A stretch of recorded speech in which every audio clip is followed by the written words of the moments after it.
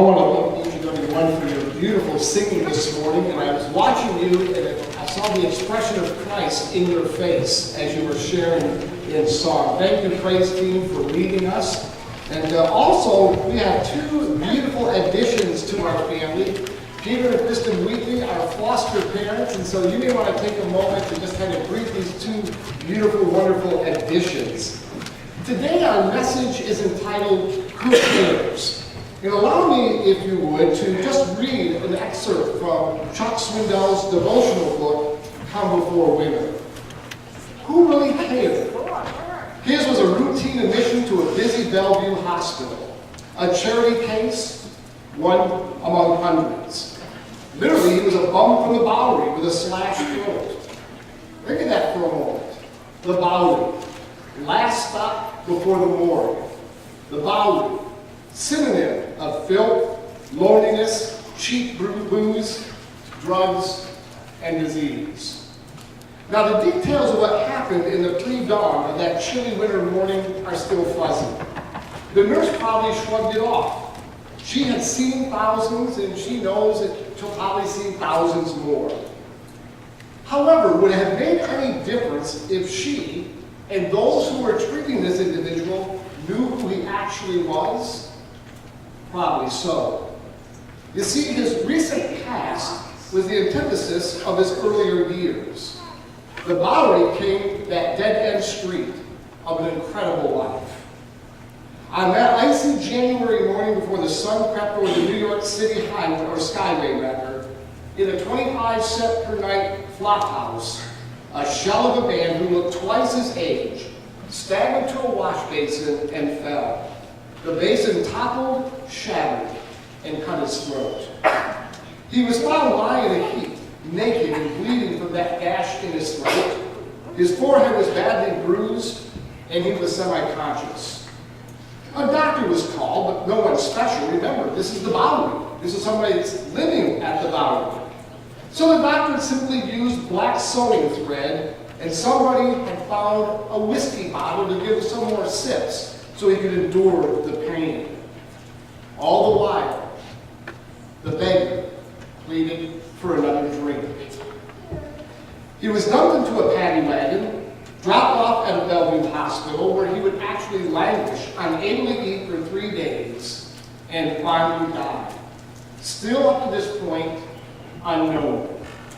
A friend seeking him was directed to the local morgue. There, among dozens of other colorless, nameless corpses with tags on their toes, he finally was identified. When they strapped together all his belongings, they found a ragged, dirty coat, 38 cents in one pocket, which was enough for another night at the Bowery, and a scrap of paper in the other. That was all his earthly goods. But on that scrap of paper were written the words, "Dear friends," and "gentle hearts." Almost words that you would think could fit into the lyrics of a song. Maybe as he wrote those final words, he still felt he had it within himself. Maybe that derelict with the body of a bum still possessed a heart of a genius. For once upon a time, before his tragic death at the age of 38, he had really written songs that you're familiar with. Songs such as Camp Tower Races, Oh Susanna, Beautiful Dreamer, Jeannie with the light brown hair, Old Folks at Home, in My Old Kentucky Home. In fact, he'd written 200 more that become deeply rooted in our American heritage, thanks to Stephen Foster, who on that dreadful day, nobody knew, nobody cared. I share this real-life story to help us understand that we as a people, we as a church, need to stand up and take notice of those around us. Because there's a host of people that you and I encounter that literally feel abandoned and forgotten. And my friends, I'm going to share this with you. Loneliness can be a deep emotion more than a physical position. In other words, you can have people all around you and still sense loneliness. I believe deep within the heart of many forgotten people still lies a scrap of hope, a lonely melody trying to return. Some of these people are in prison. Some are in hospitals. Some are in nursing homes. And guess what? Some of these very people slip into a church on a Sunday morning, terribly confused, terribly afraid. And until someone steps in and stoops down and reaches for them with a hand of love, they can rebuild a life. They can, in that gesture, restore a soul. They can, by reaching down and expressing Christ in that moment, help someone come from the grips of sin that has so often snuffed out the lives of many people long before their time. If you and I are willing to reach out and allow Christ to speak in and through us, I believe that a new song can be renewed in the hearts of many that come across our path each and every day. So as I stand before you this Sunday, it's my deepest prayer and it's my earnest desire that we at Turnpike Wesleyan demonstrate through our lives and through our actions as well that we do care. That we're giving more than just a passing thought to those in need, to those in distress. In fact, I believe that you and I need to ask God to give us a new motivation for this kind of thing. And you know what motivation means, don't you? Well, if not, some are shaking their head, but if some of you are still wondering, let me share it in an illustration. There was a man who had just a little bit too much to drink late one night, and he decided that on his way home he was going to cut through the cemetery instead of going all the way around it. But unbeknown to him, they had already dug up a new grave because a funeral was going to be held the next day. Well, as he stammered through the cemetery, he tripped over the mound of dirt, fell into the grave. Now, it was deep enough that he couldn't get out. He tried with all his might, but he decided, you know what? Surely somebody's going to be here in the morning, and they'll help me. So he just crawled into a corner and just relaxed. Now remember, it's the middle of the night. It's pitch black. Well, another gentleman tried that same routine. He tripped over the dirt. He fell into the mound. And then he began trying to dig his way out. He was kicking into the sides of the dirt to see if he could use it for steps. He was jumping to see if he could reach the top. None of that worked. And the other guy in the corner was just watching with amusement. Finally says, relax. You're not getting out of here. But he did. I think that man was in there talking to him. That's motivation.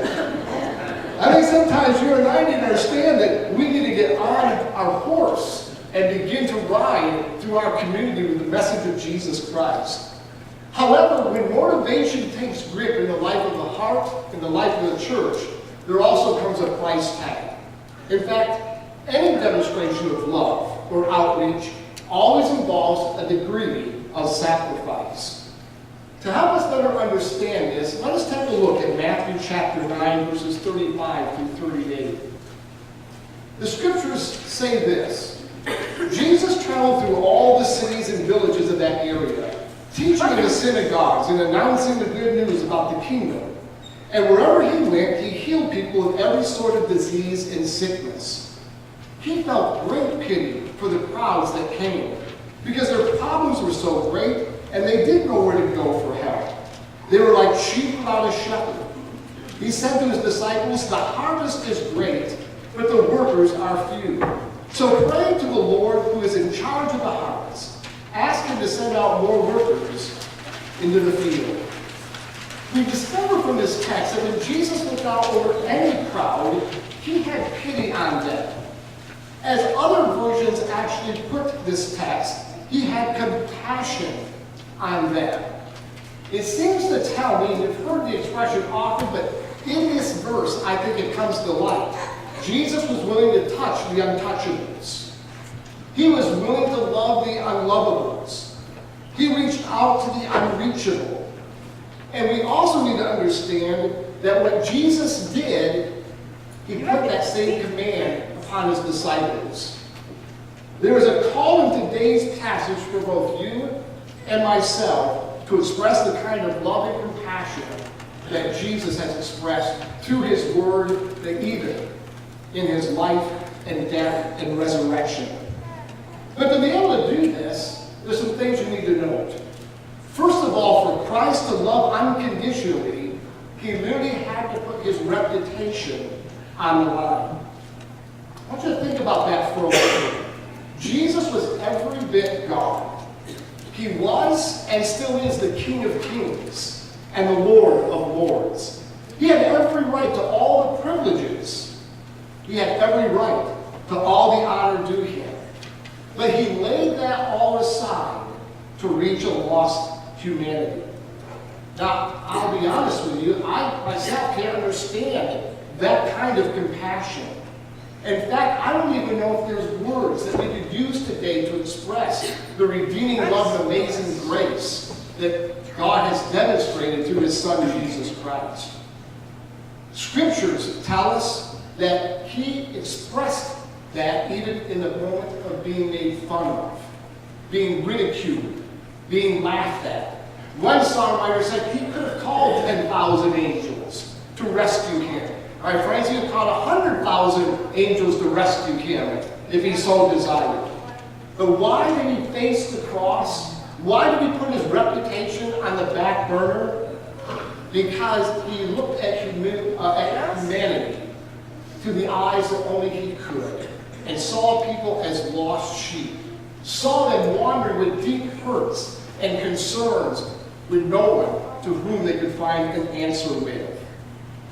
But I'm going to let you know, humanity has always found a way of bruising feelings, abusing others, and of destroying reputations. Christ was not himself exempted from humanity's anger and disgust. And then he laid down his purple robe for a peasant's gown. He laid down a jewel-studded crown for one made of thorns, and a heavenly throne for a crude, old, rugged cross. People, I need to ask, are we willing to surrender our reputation for the cause of Christ? If you look at Scripture, many of you have heard the story of Peter on the night that Jesus was crucified. In the span of that night, he denied even knowing Jesus on 3 separate occasions. Have you ever wondered why? Simple. Because his reputation at that point in his life had priority over his relationship. He was trying to save self. He didn't want to be identified with one that is soon going to be crucified. He thought maybe they might pick him up and lead him to the cross itself. Back in September of 1987, it was the very first day of school, although school had already come and gone, buses were on the road, that all of a sudden my plectron went off. I was part of the volunteer fire department in this community as well as their pastor. And as the plectron went off, I discovered there had been an accident involving a tractor trailer hauling cars in a school bus. So immediately I got in my vehicle, went to the fire department, got on the first responder vehicle, and the guy driving the vehicle, I probably should have told him to step aside, let me take the wheel, because he was shaking. And he turned to me, he said, Norm, if this is the bus I think it is, my kids are on that bus. And so I could sense already his deep concern. What we came across that day, I can never put in words. What happened is the bus had pulled over to the side to let a child off. That tractor trailer driver fell asleep, hit the bus full force, literally propelling the bus across the ravine into an open field. When we arrived, there were kids, ages 5 all the way up to 17, sprawled on the ground. Little hearts, think of it, little hearts, 5 years old, bleeding and crying for their mom and dad, wanting to see a familiar face. As we were tending to the injured, and literally the EMTs were doing that, I was just trying to be as much comfort, cleaning up the mess on the street, when finally somebody grabbed my shoulder and said, Norm, I hear that you're a minister. We need you right now. Would you come with us? And so I followed this particular gentleman to the back of the bus, and the bus ran, or the truck ran into the bus so hard that literally bent the metal inward. And there was a young lady, 17 years of age, that was trapped in the metal. for that loss. I was asked if I would pray with her, calm her down, do whatever I do in ministry to help this young girl. And so I remember putting my hand through the scrap metal and just trying to grab her hand, prayed with her, talked with her, and finally the jaws of life came. As I pulled my hand back away, I'm thinking, Lord, thank you. Thank you, the jaws of life are finally here. She's going to get some kind of help. And as we were walking away, the person that brought me to the scene thanked me for my moments of praying and encouragement and comfort to this young girl. I said, well, she's going to be all right, isn't she? He said, no. Once we move the metal away, she'll die instantly. You see, the metal had severed jugular veins, pierced other parts of the body. They said she doesn't have much time to live. And truthfully, it was true. When they pulled her body out of the wreckage, she was dead. On that day, a family lost both their daughters. Because this girl was with her sister. She was killed, and this lady was killed. But I remember going back home. I had 3 children, and I just grabbed my wife and grabbed my 3 kids, and I just sat in the middle of the floor, and I'm weeping like a baby. Now, my kids had no idea what happened. My wife has no idea what happened, but they didn't even bother to ask. They just allowed me to cry and thank God for the family He gave me. In the midst of that, the phone rang. My wife answered the phone. It was the funeral director's wife from Fox Funeral Home. She wanted to talk to me. When I picked up the receiver and began to talk, she said, Norm, I only have one thing to say. It's simply this. Thank you for being one of us. I knew what she meant. Nothing more had to be said. What she was saying is thank you for engaging in the community. Thank you for putting on different clothes than just clergy clothes.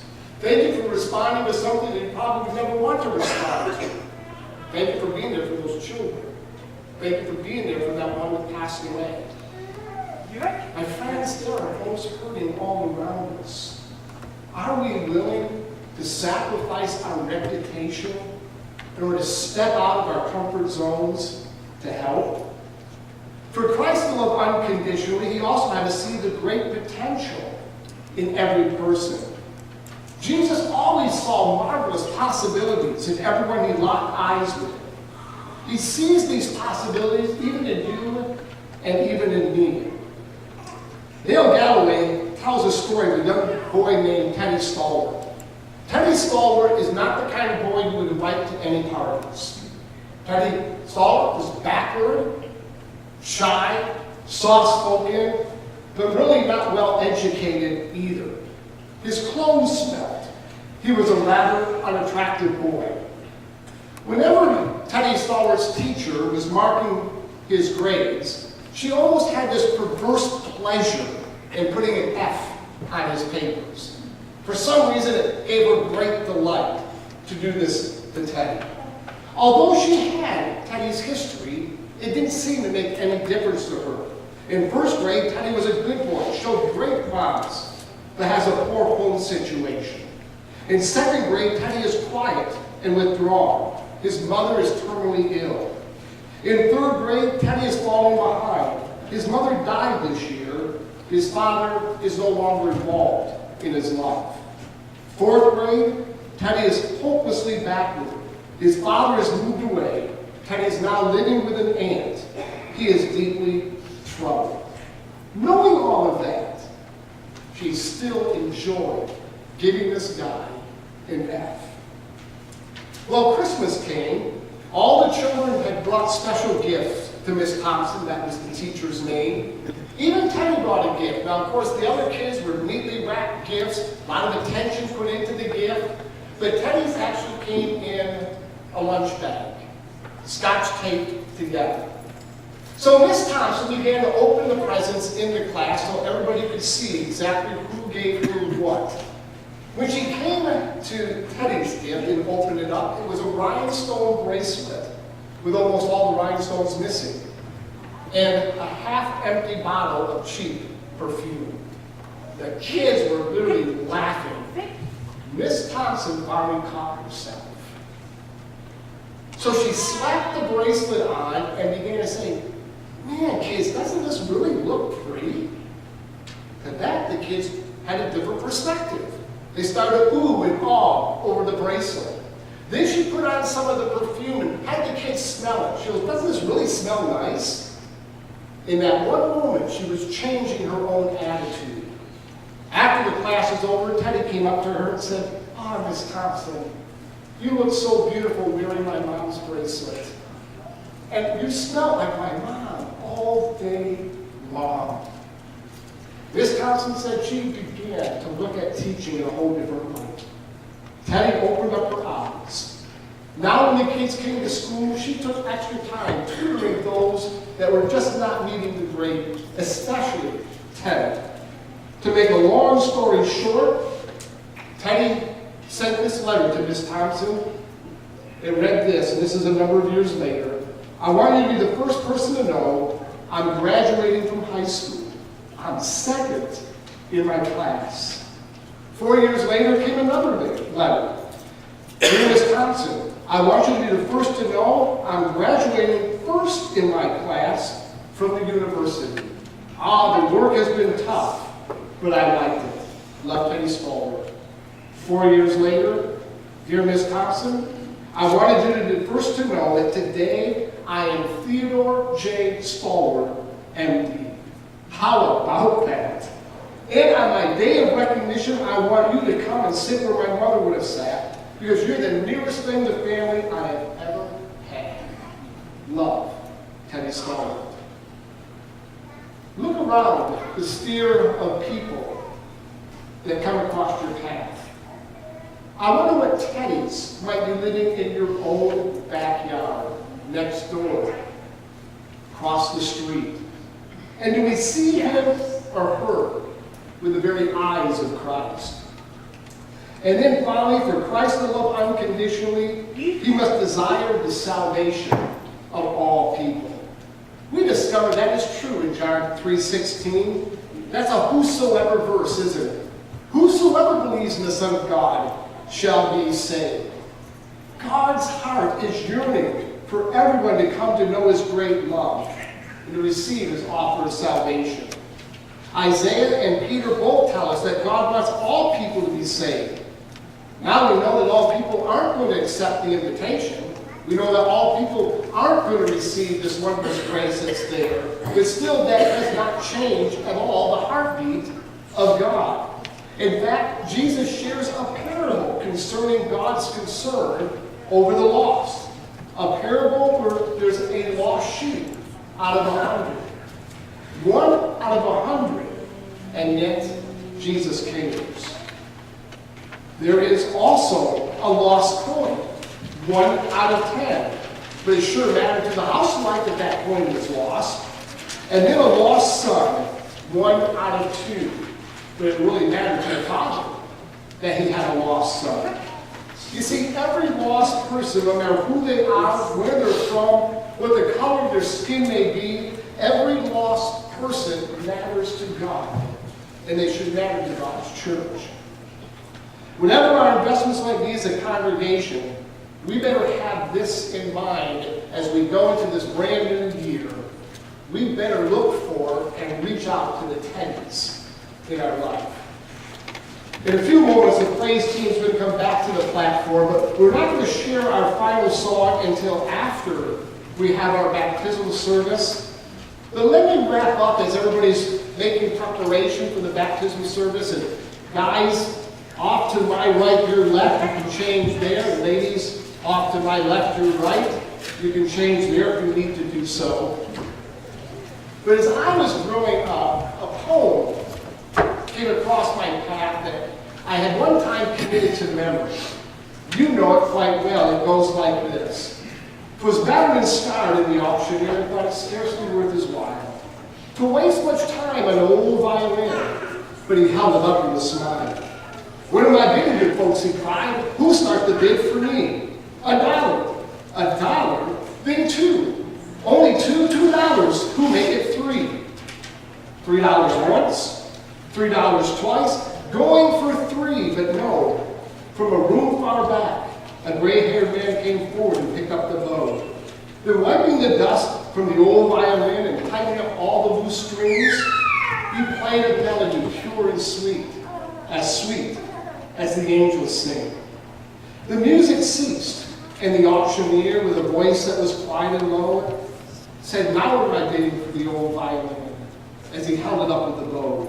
$1,000. Who make it two? $2,000. Who make it three? 3,000 once. 3,000 twice. Going and gone, said he. The people cheered, but some of them cried, "We do not quite understand what changed its worth." The man replied, "The touch of the master's hand." And many a man with life out of tune and is battered and scarred by sin is auctioned cheap to a worthless crowd, much like the old violin. A mess of cottage, a glass of wine, again he travels on. He's going once, he's going twice, he's going and almost gone. But the master comes, and the foolish crowd can never quite understand the worth of a soul and the change that's wrought by the touch of the master's hand. When his hand touches our lives and changes us completely, then we have a responsibility to be his hands, his eyes, his feet, in touching those around us. In a few moments, we're going to enjoy another wonderful spiritual moment as we baptize Jerry and Linda.